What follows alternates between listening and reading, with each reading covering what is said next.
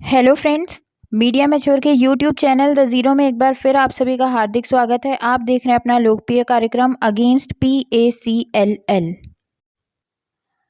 तो चलिए साथियों, आगे का ये ऑर्डर करते हैं। ये हमने पिछले वीडियो में देखा था कि इन लोगों ने किस प्रकार से आपके दिए भरे हुए फॉर्म में भी खुद से पेन चलाकर उसमें न जाने कहाँ कहाँ क्या क्या एडिट किया होगा। ये चीज़ एक उन्होंने पकड़ ली। अब दूसरी चीज़, चलिए 51 नंबर पेज से देखते हैं और कौन कौन सी चोरी पकड़ी गई इनकी। थोड़ा PACL के मैटर से हटकर पहले मैं एक बात बताना चाहूँगी आप लोगों को। आज ही की बात है, हमारी ऑफिस में एक जन को फ़ोन आया, हो सकता है आप तक भी ये फ़ोन आए। आप लोग को भी जागरूक होना चाहिए।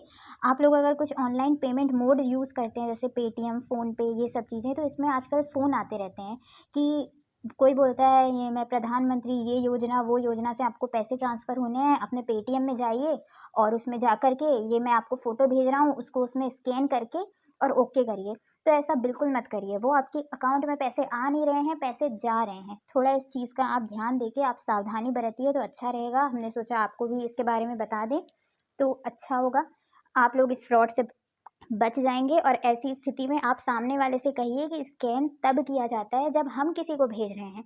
अगर प्रधानमंत्री की कोई भी योजना का पैसा आप हमको भेज रहे हैं तो कृपया करके आप स्कैन करके मेरे को भेजिए। मेरे को यहाँ से कुछ नहीं करना पड़ेगा। आपको सिर्फ मोबाइल रखना है, खुद ही SMS आ जाएगा कि पैसा आ गया।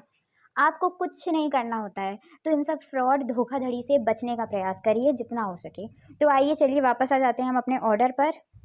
जैसा कि हमने पिछले वीडियो के ये पिछले पेज में देखा था कि ये बता रहे हैं कि कब ये आपके नाम पर प्लॉट अलॉट कर देते थे, जब आप आपकी CDPP प्लान की पूरी किस्तें एक मुश्त की किस्त रहती थी, उसको जमा कर देते हैं तो 270 दिन के भीतर भीतर ये आपके नाम पर प्लॉट कर देते थे। अब IPP में क्या इनकी कंडीशन थी, जब आपकी 50% किस्तें यहाँ पर पूरी हो जाती थी। जब आपकी IPP प्लान है कितने भी रुपए का है, उसमें आपने आधी किस्तें जमा कर दी, आधी बची हैं, तो जिस दिन आपकी आधी किस्तें जमा हो जाएंगी उस दिन से लेकर 90 दिवस के भीतर भीतर वो आपके नाम पर प्लॉट रजिस्टर कर देंगे। और जैसे ही ये अलॉटमेंट होता है उसके तुरंत बाद कुछ ही मतलब एक युक्त निर्धारित समय के अंतर्गत एक ग्राहक के नाम पर पूरे तरीके से ओनरशिप यानी मालिकाना अधिकार उसको दे दिया जाता था। अभी जो है सिर्फ अलॉटमेंट होगी कि आपका प्लॉट है, इसका मालिकाना अधिकार आपको एकदम अंत में दिया जाता था। इसके साथ ही एक और ये कंडीशन इसमें लिखी रहती थी कि यदि IPP प्लान है आपका, IPP प्लान में आपने मान लीजिए एक किस्त जमा की, अब दूसरी किस्त 1 साल हो गया आपने जमा ही नहीं की, यानी 12 महीने हो गए हैं, आपने वो किस्त जमा नहीं की, डिफ़ॉल्ट किया, तो ऐसे में माना जाएगा कि ग्राहक ने ब्रीच ऑफ एग्रीमेंट किया है, यानी संविदा भंग की है। अब दूसरी चीज़ ये हो जाती है कि यदि ये आपने डिफ़ॉल्ट अगर प्लॉट अलॉटमेंट से पहले किया है, यानी आपको कोई भी प्लॉट अलॉट नहीं किया गया था, यानी 50% किस्तें जब जमा कर दी जाती थी IPP में, उसके बाद आपको अलॉट करते थे, तो 50% जमा करने से पहले ही आपने अगर डिफ़ॉल्ट कर दिया, तो ऐसी कंडीशन में आपको जो भी पैसा इसमें जमा किया आपने, वो आपको रिफ़ंड दे देती थी PACL। लेकिन इसकी कुछ शर्तें हैं कि एक तो आपको लिखित में उससे रिक्वेस्ट करनी पड़ेगी कि ये पैसा आप मुझे दीजिए। जैसे ही आप वहाँ रिक्वेस्ट करेंगे तो आपकी जो अंतिम किस्त थी उसके 12 माह के बाद आपको वो पैसा देंगी, 12 माह के पहले नहीं देंगी। दूसरी चीज़, उस पूरे पैसे में से 6.25% पैसा वो काट कर आपको देगी, क्योंकि उसमें जो उसका उस प्लॉट में पैसा लग गया, उसमें खर्चा लग गया। अब आपको तो प्लॉट ही नहीं खरीदना क्योंकि आपने तो किस्तें ही नहीं जमा की, आपने संविदा ही भंग कर दी, तो उसमें जो भी खर्चा लगा वो उसको काट पीट कर आपको 6.25% काट कर और देगी, ये पूरे यहाँ पे खर्चे काट कर। इसके आगे देखते हैं।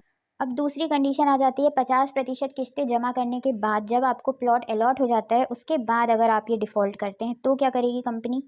ऐसी स्थिति में यहाँ ये आपका 20% पैसा काटेगी और ये सारे खर्चे काटेगी उस आपके पैसे में से, और पहला अधिकार होगा उसका आपके प्लॉट पर। भले ही आपके नाम पर वो अलॉट हो चुका है, लेकिन किस्तें पूरी ना जमा होने के कारण वो प्लॉट का अधिकार सबसे पहला किसका होगा उस पर, कंपनी का होगा, ग्राहक का नहीं। अब तीसरी सिचुएशन आ जाती है कि आपके रजिस्ट्रेशन ऑफ सेल डीड के बाद अगर आपने ऐसा डिफ़ॉल्ट किया है तो क्या करेगी PACL। जो ये ऊपर 20% की बात की गई है वो तो आपसे काटेगी ही काटेगी, ये तो वो काटना ही है उसको। इसके अलावा और भी जो समय बीता उसमें जो बैलेंस अमाउंट रहेगा, जैसे 20% के अलावा उसके बाद और भी उसने उसमें खर्च किया होगा, वो पैसा भी अलग से काटेगी अगर कुछ है तो।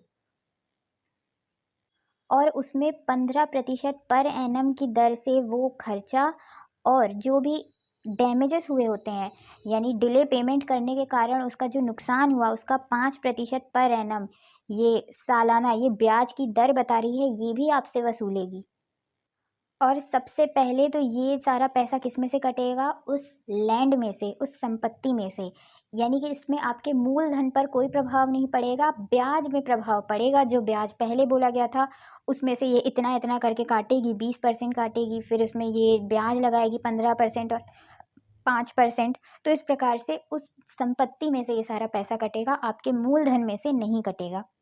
इसके अलावा जो कैश डाउन पेमेंट प्लान रहता है सीडीपीपी, उसमें एक मुश्त तो ग्राहक ने भर ही दी, इसमें उससे ज़्यादा तो उसको कुछ करने की ज़रूरत नहीं है। लेकिन जैसे ही उसने एक मुश्त किश्त भर दी, अब उसको अचानक से पैसे की ज़रूरत आन पड़ी, तो उसको जो है अब वापस चाहिए ये पैसा।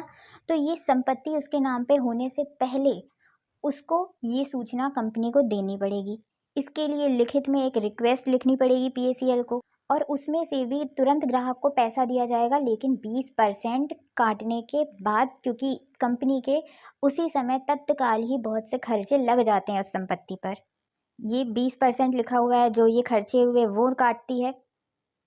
इसके आगे और भी बी, सी, डी और भी रहे होंगे, लेकिन यहाँ पर हो सकता है वो ज़रूरी ना हो, तो इस ऑर्डर में उसका ज़िक्र नहीं है। इसके आगे दूसरा पॉइंट देख लेते हैं। अब मान लीजिए आपने यहाँ पर डॉक्यूमेंट क्या बोलते हैं, फॉर्म वगैरह भर दिया, साइन करके आपने यहाँ पर दे दिया, और पहली किश्त भी मान लीजिए भर दी। लेकिन इसके बाद जो दस्तावेज़ आपसे पीएसीएल माँग रही है, वो आप चाहे उसको देने में सफल नहीं हो पाए, या आपने मना कर दिया कि मैं दूँगा ही नहीं आपको। वो कोई भी दस्तावेज़ हो सकते हैं, चाहे वो कोई फ़ोटोग्राफ हो या कोई भी फ़ॉर्मेलिटी, कहीं पर वो आपका साइन माँग रही है। जैसे एक समय पर वहाँ पीएसीएल कस्टमर एसोसिएशन का फॉर्म आया था कि इस फॉर्म को भर के आपको देना है। तो वो फॉर्म अगर आप नहीं भर के देते हैं, तो वो फिर मान्यता नहीं होगी, उसको मान्य नहीं माना जाएगा आपका एप्लीकेशन फॉर्म। तो इसी प्रकार से अगर कोई फ़ॉर्मेलिटी आप पूरी नहीं कर पाते हैं समय रहते, तो उसको भी ये कंपनी मानेगी कि ऑप्ट आउट कर रहे हैं आप, यानी आप कंपनी के साथ डील नहीं करना चाहते हैं, आप संतुष्ट नहीं हैं, आप इससे विथड्रॉ कर रहे हैं, यानी मतलब नहीं चाहते हैं आप यहाँ पे प्लॉट लेना। ऐसी कंडीशन में भी पीएसीएल के पास अधिकार है कि वो 20% अपना खर्चा काट के आपको आपका पैसा रिटर्न करे, जो भी किश्त आपने वहाँ पे भरी होगी। लेकिन ऐसी स्थिति में 60 दिन पहले कंपनी आपको लिखित में नोटिस जारी करेगी कि भाई ये चीज़ें आपकी कम है यहाँ पर, इसको आप जल्द से जल्द यहाँ पर 60 दिन के अंदर अंदर अवेलेबल कराइए, अन्यथा हम 20% काट के आपका पैसा आपको दे देंगे और हमारे और आपके बीच में जो भी करार हुआ है उसको भंग कर देंगे। कस्टमर जो है वो अपनी संपत्ति का ओनर है, उसको वहाँ पे कब्जा भी दिया जाएगा उस संपत्ति का, जो भी संपत्ति उसके नाम पर करी जाएगी। लेकिन एक निश्चित अवधि तक, जो भी निर्धारित समय सीमा रहेगी, तब तक ये संपत्ति पर कब्जा जो है पीएसीएल बनाए रखेगी, लेकिन मालिक इसका ग्राहक ही रहेगा। पीएसीएल क्यों रखेगी? क्योंकि उसको ज़मीन को डेवलप करना है, विकसित करना है, वहाँ पर उसको खेती करनी है, वहाँ उसको अनाज उगाने हैं, वहाँ उसको पेड़ पौधे उगाने हैं। इस उद्देश्य से वो अभी भी अपने पास कब्जा रखेगी, फिर जो भी निर्धारित समय सीमा है उसके बाद वो ग्राहक को लौटा देगी। और ये फिर से बाय बैक ऑप्शन वाली बात हो रही है कि यदि ग्राहक चाहता है कि कंपनी उसका प्लॉट खरीदे, तो 180 दिन पहले कंपनी को नोटिस दे दे कि भाई ये मेरे को आप नहीं चाहिए, मेरे को इसका प्राइस दे दो, आप पैसा दे दो, और ये पैसा आपको 6 महीने के बाद, यानी जब आपका ये पूरा कंप्लीट हो जाएगा, एग्रीमेंट मैच्योरिटी की डेट आ जाएगी, उस दिन आपको पैसा देगी। ये नहीं कि आपने 180 दिन पहले उनको बता दिया, अब आप चाहेंगे कि मेरे को आज ही मिल जाए पैसा, नहीं। 180 दिन बीत जाएंगे, उसके बाद मैच्योरिटी की डेट पे आपको मिलेगा, यानी जिस दिन आपको प्लॉट मिलने वाला था, अब उस दिन आपको पैसा मिलेगा। ये हो गया 51 पेज कंप्लीट। यहाँ पर हम लोगों ने बहुत सी नियम व शर्तें पढ़ी हैं, अभी और नियम व शर्तें पढ़ना बाकी हैं, और रिक्वेस्ट है मेरी आप सबसे, ये सारे वीडियो आप पहुँचाइए संगठनों तक और उनसे पूछिए कि क्या ये ऑर्डर गलत पढ़ा जा रहा है। अगर ये गलत पढ़ा जा रहा है, तो क्या आप कृपया करके इसका हिंदी अनुवाद हमें समझा सकते हैं? 51 पेज तक हम पढ़ चुके हैं, 51 के 51 पेज आप अभी पढ़िए और हमको बताइए यहाँ पर इस चीज़ के लिए आपने कहाँ ऑब्जेक्शन उठाया। ये सब कुछ सच था क्या? ये सब कुछ होता था सच में पीएसीएल में? और अगर नहीं होता था, तो उस समय आपने लिखित में क्यों नहीं दिया? और दिया अगर लिखित में, तो उसकी कॉपी दीजिए, 25,000 हम आपको देते हैं। आप बस एक शपथ पत्र जारी करिए कि इसके ऑब्जेक्शन में आपने निवेशकों के लिए संतुष्टिजनक बातें वहाँ लिखित में दी हैं। मैं 25,000 ट्रांसफ़र करूँगी आपको। मैं ज़ीरो चैनल आपसे कह रहा है कि अगर उस समय लिखित में दानगढ़ ने, सुनंदा कदम ने या किसी भी संगठन ने वहाँ पर कुछ भी ऑब्जेक्शन उठाया जो आपके हितबद्ध रहा हो, वो दस्तावेज़ दिखाने मात्र का मैं 25,000 दूँगी। अगर ये दानगढ़ बोल देता है कि हाँ मैंने लगाया था, तो उसको 25,000 तनख्वाह चाहिए ना, मैं दूँगी 25,000 तनख्वाह। आप उसको बोलिए कि दस्तावेज है कि नहीं, ये तुम शपथ पत्र में पहले लिख के दो हमको कि हाँ ऐसा दस्तावेज है जिससे कि एक निवेशक के हितों की रक्षा हो रही हो, जिस दस्तावेज में आपने स्पष्ट रूप से लिखा हो कि पीएसीएल पैसे के बदले में निवेशक को पैसा ही देती थी। और आपसे भी निवेदन है कि आप भी चाहे कंपनी को निर्देश दें, चाहे आप स्वयं निवेशक को पैसे के बदले में पैसे दीजिए, उनको प्लॉट में कोई रुचि नहीं है। पीएसीएल के प्रत्येक निवेशक की तरफ से मैं यहाँ संगठन बोल रहा हूँ ऐसा। अगर कोई भी ऐसा लिखित में दस्तावेज दिया है, मैं 25,000 रुपये तनख्वाह दूंगी दानगढ़ को और सुनंदा कदम को और उस बाबूलाल को, जिसका बीच में यहाँ पे रिकॉर्डिंग हम लोगों ने डाली थी वीडियो में, 25,000 तनख्वाह मांग रहा था।